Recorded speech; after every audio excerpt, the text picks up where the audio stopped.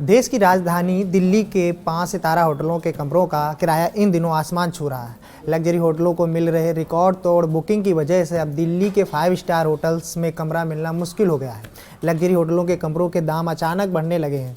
दिल्ली के आयोजित होने वाला भारत एआई इम्पैक्ट समिट 2026 इस समिट ने तकनीकी दुनिया में तो तहलका मचा ही रखा है, साथ ही राजधानी के होटल उद्योगों में भी एक अभूतपूर्व उबाल या देखने को मिल रहा है। यही समिट प्रगति मैदान भारत मंडपम में 16 से 20 फरवरी तक आयोजित होगी।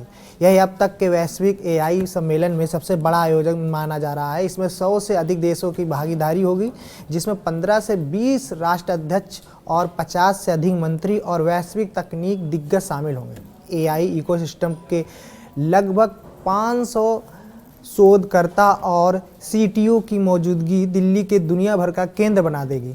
इस शिखर सम्मेलन की लोकप्रियता का अंदाज़ा इसी बात से लगाया जा सकता है कि कार्यक्रम शुरू होने से पहले 35,000 से अधिक पंजीकरण प्राप्त हो चुके हैं। जैसे जैसे समिट की तारीखें नज़दीक आ रही है, वैसे वैसे होटल के कमरे के रेट भी आसमान छूने लगे। ट्रैवल पोर्टल्स के अनुसार जो स्टैंडर्ड कमरे आमतौर पर 20,000 से 40,000 प्रति दिन के हिसाब से मिल जाते थे, उनकी कीमत अब लाखों में पहुंच गई है। कुछ श्रेणियों में कमरों का किराया 4 लाख से 5 लाख तक प्रति रात हो गया है। वहीं लग्जरी साइट्स के जरिए कीमतों का उछाल देखा जा रहा है और कई होटल्स के मिनिमम स्टे जैसी शर्तें भी लागू की गई हैं। वहीं लुटियन दिल्ली और एरोसिटी के प्रमुख होटलों जैसे the Leela palace, ITC Maurya और ताज पैलेस में ऑक्यूपेंसी दरों लगभग 100% तक हो गई है, यानी 100% उनके होटल फुल हो चुके हैं। कनॉट प्लेस के पास स्थित होटल जैसे द पार्क, सांगरी ला और द एम्पीरियर जैसे होटल भी पूरी तरह से बुक हो चुके हैं। फिर अंतिम बचे हुए कमरों को अत्यधिक ऊंची कीमतों पर सूचीबद्ध किया जा रहा है। इस भारी मांग के चलते सामान्य पर्यटकों और व्यापारी यात्रियों के लिए दिल्ली में ठहरना एक बड़ी चुनौती बन गया है। आपको बता दें कि इस समिट के लिए अब तक करीब 50 वैश्विक कंपनियों के प्रमुख और संस्थापकों ने सम्मेलन में भागीदारी की पुष्टि की है, जबकि 100 से अधिक देशों के प्रतिनिधि भी आने की उम्मीद है। इंडिया एआई इम्पैक्ट समिट के लिए मध्य दिल्ली को G20 की तर्ज पर सजाया जा रहा है। आज का दौर एआई का है।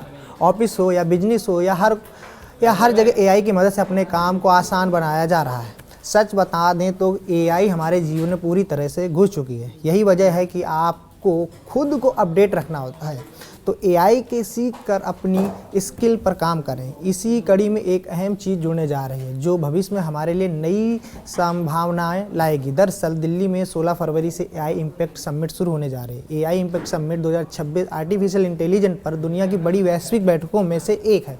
यह 20 फरवरी तक नई दिल्ली में भारत मंडपम में आयोजित होगी।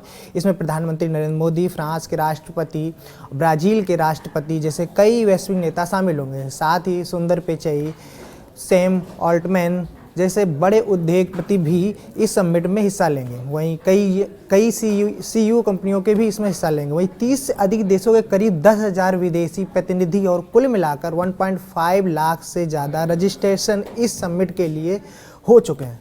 सरकारी बयान के अनुसार भारत एआई को सस्ता, भरोसेमंद और सबके लिए उपलब्ध बनाने पर काम कर रहा है। इसका मकसद है कि किसान, छात्र, शोधकर्ता, स्टार्टअप और सरकारी संस्था सभी एआई तकनीक का फ़ायदा उठा सकें। सरकार का मानना है कि एआई का लोकतांत्रिकरण एक बार का काम नहीं है, बल्कि यह लगातार चलने वाली प्रक्रिया है। इस उद्देश्य से तकनीक विकास को समाज के लिए उपयोगी बनाना, असमानता कम करना और सतत विकास को बढ़ावा देना है। कई देशों के, खास ग्लोबल साउथ के देशों के लिए एआई का लोकतांत्रिकरण तभी संभव है जब उन्हें डेटा, कंप्यूटिंग क्षमता और डिजिटल इंफ्रास्ट्रक्चर जैसे जरूरी संसाधनों तक सस्ती और समान पहुंच मिले। एआई का लोकतांत्रिकरण केवल एक तकनीक शब्द नहीं है, बल्कि यह भविष्य की अर्थव्यवस्था की नींव है जो आज की ज़रूरत बना चुका है। सच कहें तो यह है कि पिछले कुछ सालों में आर्टिफिशियल इंटेलिजेंस का नाम सुनते ही हमारे दिमाग में बड़ी सिलिकॉन वैली कंपनियां जैसे गूगल, माइक्रोसॉफ्ट और अन्य तस्वीरें आती हैं। अब हवा बदल रही है। अब दुनिया एआई के डेमोक्रेटाइजेशन की ओर बढ़ रही है। आसान शब्दों में कहें तो एआई के डेमोक्रेटाइजेशन का मतलब है कि इस तकनीक को कुछ चुनिंदा एक्सपर्ट और अमीर कंपनियों के दायरे से बाहर निकालकर आम आदमी, छोटे स्टार्टअप और सरकारी संस्थाओं तक न केवल पहुंचाना है, बल्कि एआई के जरिए उनके काम को आसान भी बनाना है। एआई भाषाई बाधाओं को तोड़ता है। भारत में 22 आधिकारिक भाषाएं हैं और हजारों बोलियां हैं। एआई का लोकतांत्रिकरण होने से एक गांव का किसान अपनी स्थानीय भाषा में सरकारी योजनाओं या मौसम की जानकारी आसानी से ले सकता है। भारत सरकार का भविष्यवाणी प्रोजेक्ट इसी दिशा में एक बड़ा कदम है। कृषि में क्रांति। भारत की एक बड़ी आबादी खेतों पर निर्भर है। जब एआई टूल्स हर किसान के फ़ोन तक पहुंचेंगे तो वो मिट्टी की गुणवत्ता, कीटों के हमले और फसलों की सही कीमत का सटीक अनुमान लगा पाएंगे। यह खेती को जुआ से बदलकर एक डेटा संचालित व्यवस्था बना देगी, जिसके आधार पर किसानों को खेती करने में मदद मिलेगी। स्वास्थ्य सेवाओं का भी विस्तार होगा। इससे भारत के डॉक्टरों की कमी एक बड़ी समस्या है। एआई के लोकतांत्रिकरण से प्राथमिक स्वास्थ्य केंद्रों में तैनात नर्स भी एआई संचालित डायग्नोस्टिक टूल्स का उपयोग कर गंभीर बीमारियों का शुरुआती पता लगा सकेंगे। स्टार्टअप इकोसिस्टम को मजबूती मिलेगी। इससे एआई तकनीक केवल कुछ कंपनियों के पास नहीं होगा, तो एकाधिकार बढ़ेगा। इसका लोकतांत्रिकरण से भारत के टियर 2, टियर 3 शहरों में युवा भी वैश्विक स्तर के ऐप बना सकेंगे, जिससे रोजगार के नए अवसर पैदा होंगे। वैसे पूरी बात तो यह है कि एआई का लोकतांत्रिकरण भारत को डिजिटल लेबर से डिजिटल क्रिएटर में बदलने का एक आसान तरीका है।